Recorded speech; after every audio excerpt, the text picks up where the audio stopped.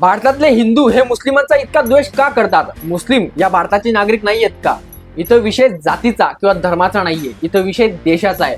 भारत पाकिस्तानचं युद्ध चालू आहे. अशा परिस्थितीमध्ये जे पाकिस्तानचे कलाकार आहेत, जे सिंगर आहेत, जे आपल्या देशात येतात, पैसे कमवतात, ते आजच्या परिस्थितीमध्ये त्यांच्या आर्मी सोबत, त्यांच्या देशासोबत ठामपणे उभे आहेत. आपल्या देशामध्ये शाहरुख खान, सलमान खान, आमिर खान हे कोट्यवधी रुपये कमवतात. हे आजच्या कंडिशनला आपल्या आर्मी बद्दल एक स्टेटस स्टोरी किंवा ट्विट करायला तयार नाहीयेत. त्यांचे हात कापतायत.